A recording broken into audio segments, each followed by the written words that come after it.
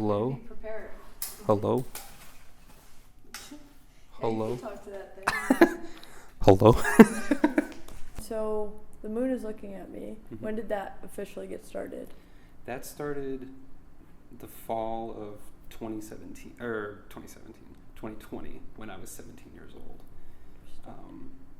I started it originally because just kind of performed one song from the album, and it just kind of spiraled from there. Like I just had that song, A Remote Sense of Remembrance is what it's called, and I just couldn't stop building on top of it and creating this just story, this narrative, I guess. Mm-hmm. And then eventually that name popped up, and I was like, that's got to be the name of the album. Did it come to you in the shower or something, or Probably.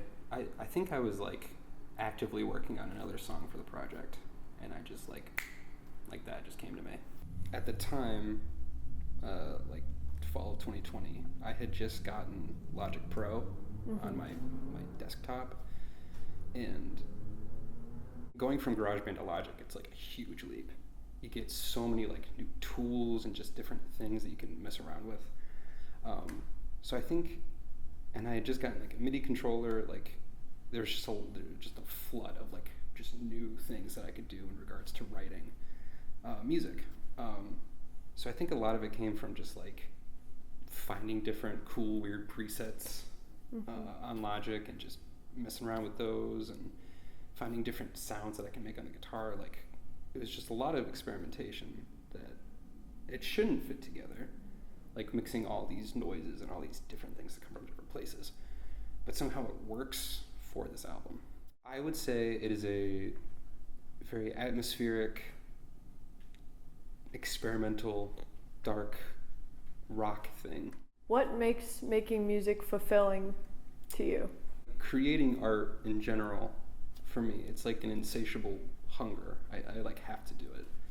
It's not really a choice. And it feels like it's just something I'm so desperately passionate about, and something that I will do for the rest of my life, no matter where I'm at in my career, I guess. You know, I just have to do it. Was there anybody who was influential in it becoming that way for you? Frank Zappa and Pink Floyd and Alice in Chains, the whole grunge movement is my favorite, I guess, genre of music. There were so many people around me in my entire life, but in middle school that really made me fall in love with music even more. My 8th grade science teacher, I would go in early before school started, and he played guitar, and so we would just jam for an hour right before class started in the morning at whatever time, 7:20 or something. My art teacher in middle school, just making art in general, he was just so influential to me. And then in high school, I did freshman year, traditional high school, whatever, and then sophomore year, I went to online school. I did online school. And this was before COVID. This was a year or two before. I just wasn't really my scene, high school. And so I was able to go out and play at bars all the time. And I was 15, 16, just on a Tuesday night. I remember going to 2 or 3 open mics a week, every week, with some buddies I met at high school. That one year I was there, So I've just always been surrounded by a lot of really supportive people. What open mics were you going to? Old Dog was a frequent. We went to Old Dog quite a bit. That's the one that was on Tuesdays. That's where I met Doc is his name. Mm-hmm. I don't know if he still runs it, but at the time he ran the open mic there.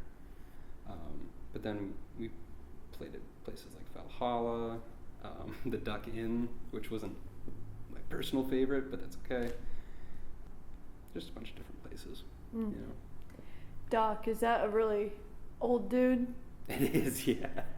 Does he sing Wrecking Ball at karaoke? He does. I love that guy. Oh, he's great. I love him. I was in a band with him We were. You were in a band with Doc? I was in a band with Doc. I was. We played one gig, one like professional gig. Was it at Old Dog? It was at Old Dog. Okay, what did that look like? What did that consist of? It was fucking awesome and stressful at the same time. Playing with Doc, I love playing with Doc. He's a fucking really fun guy, but it can be hard to play with him because it can be hard to keep up with him. What does he play? He plays guitar and sings. He was a leader, obviously. It was called the Doc's Crew. We just kind of had to like really make sure we were hitting the same, like, just timing everything with him. Your first introductions into making your own music. It was again in middle school. I used to draw and write, like just creative writing a lot, and I would combine the two a lot. Where I like, draw like a character or a scene or whatever, and then I would write a story about it. Mm. And I remember almost the shift between wanting to draw and write stories, which I still like to do. It's not my passion. I don't love to draw as much anymore, and that's okay. But I remember the shift between doing that and music. I was like, which one do I want to do more? Mm-hmm. And then I was like, it's got to be music. And then I just soared. Like, I immediately started writing music. Like, I remember sitting just on my bedroom floor with my guitar, and I had this book. It's called The Big Slab of Tab. And it's just a huge, I still have it. It's a huge, just like, book of guitar tab that you can write in. And I would just sit there and I would write riffs and I would just mark them in and stuff. And I just kept building up this repertoire that would never see the day of light of day, excuse me. But yeah, it was just one creative thing to the next, I mean, I'm pretty self-taught. I've been writing since I was like, the first time I could like write out a letter, you know what I mean? I've just been writing, it doesn't matter what. Like, I remember the first thing I ever wrote was, I think I was like 5, I think. And I had a neighborhood friend, who's like my best friend. And he was really into animals. Like, that was his thing. And I remember thinking like, I kind of want a thing, And I think at the time I was trying to emulate that. But in reality, I was discovering what I liked, which was writing and drawing at the time and just creating art. But I made a little booklet about animals, and I would like draw a cheetah, and then I would just write like cheetah, it runs fast or something, just something, whatever I could get down. But like, it's just been a thing I've always done. It's something that I've always been passionate about, both writing and just stories in general, Mm-hmm. But yeah. When you first started writing your own songs, did you use like something as a template and try and do it on your own? Oh yeah, I mean 100%.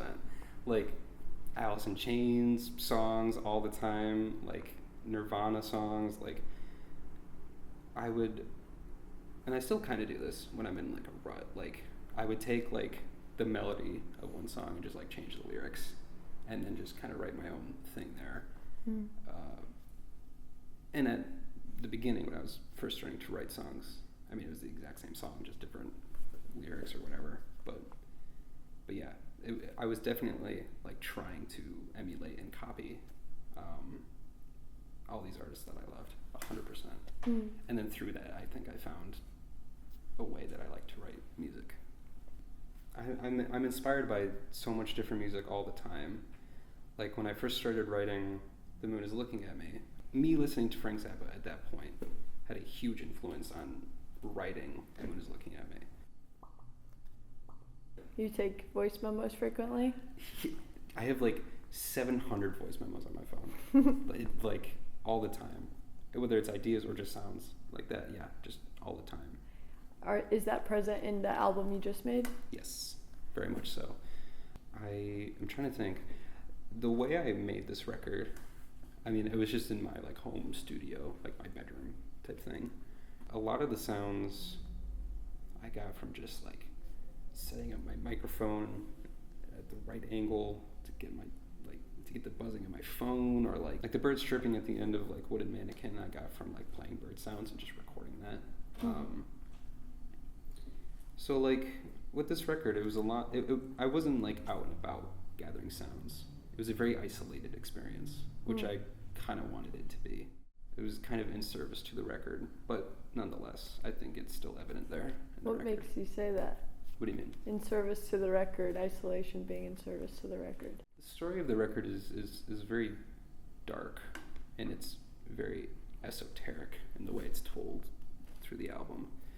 And I think the idea of me doing it completely on my own, besides like 4 other people that helped me produce this record, made it so that isolation like can kind of be felt through the record, like that sense of being alone, because that's kind of what the record is about. It's about just a dude, an artist, a pretentious asshole who just goes crazy, you know, and that's really the whole narrative. He just stumbles and just completely loses it, and you don't really know why. And he's so alone, and he's so isolated, and he's so just gone. And I think me being alone for the majority of the production, the recording, the writing, added to that quite a bit.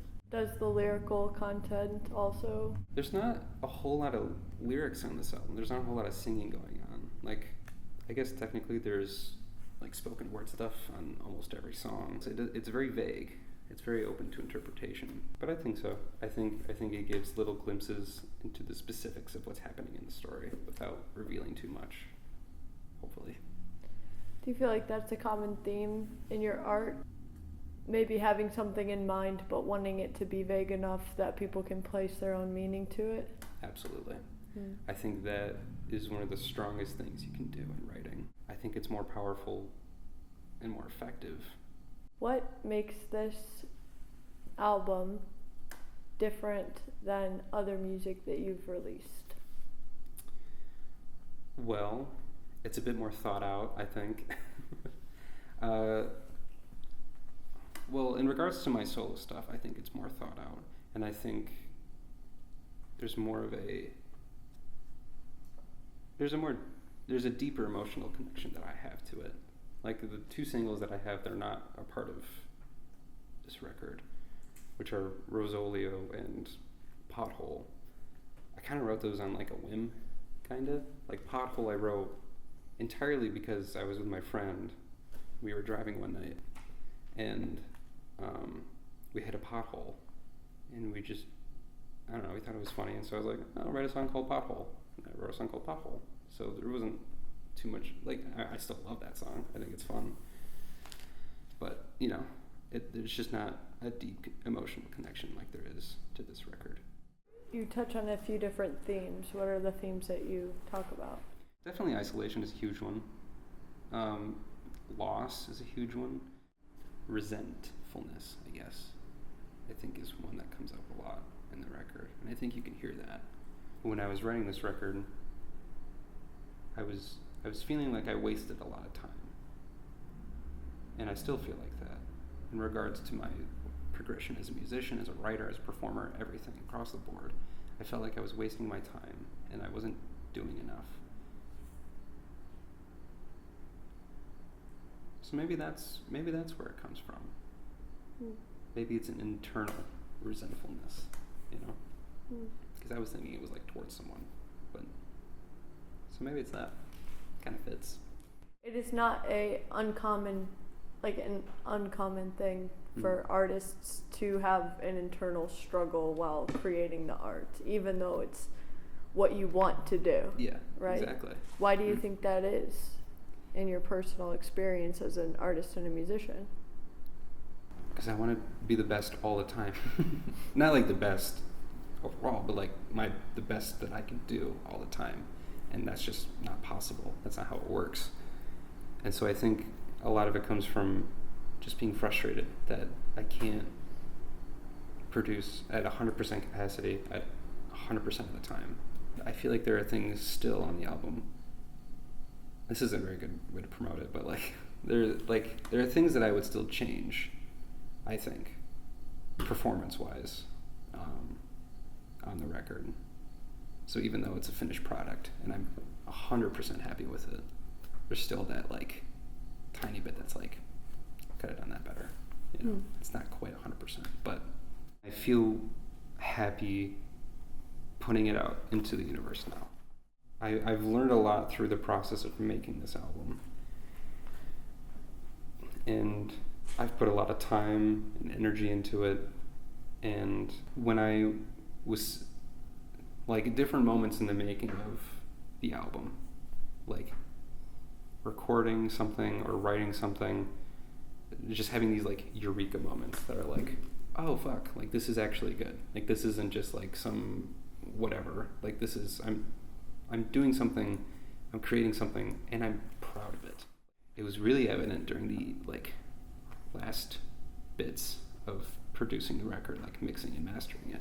Specifically mixing it, because, like, Sam helped quite a lot in regards to shaping it, you know, just adding little things here and there that I couldn't quite get there on my own.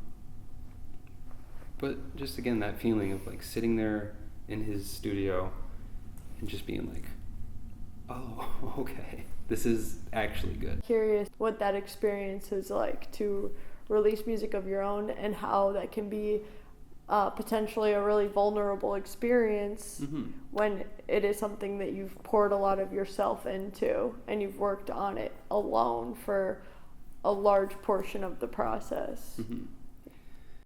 It's kind of a double-sided coin between being extremely happy and extremely excited and proud and just like huge sigh of relief. Now I can go do all these other things, with also I'm exhausted from doing this and I can see how many people are seeing it, and whether or not that's why I'm what I'm doing this for, it can still be disappointing either way to see like, oh, only like one person listened to this song, or like one person listened to your song this month. It's like, ooh, you know.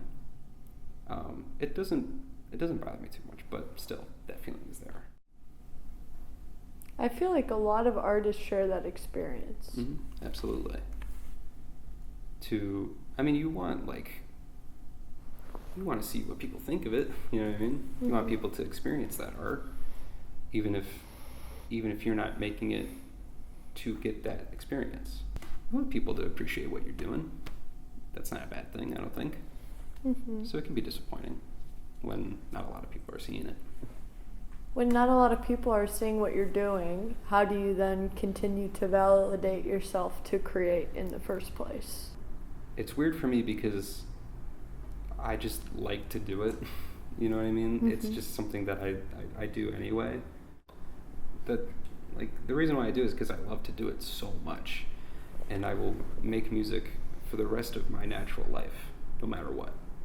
Like, nothing can stop that drive. I can't stop myself from getting an idea and writing it down. I can't. It's just a constant thing.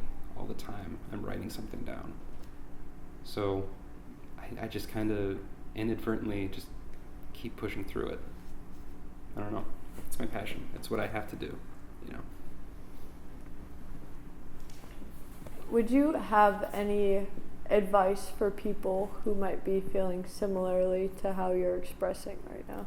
You have to really know why you're making it in the first place. What's fulfilling is doing it for yourself and showing that art to people and showing that vulnerability. I am Alix Heffron. I'm a 21-year-old musician living in Kalamazoo, Michigan, and I have an album out called The Moon is Looking at Me. You can find it on all streaming services. It is a concept, narrative-heavy, yet esoteric album that is very atmospheric. It's dark. It's a little rocky. Spoken word shit. Yeah, it's a trip. It's a weird journey. I worked hard on it. A lot of people worked hard on it. It's a cool album. I think a lot of people would enjoy it. Wow, that was great. Oh my god.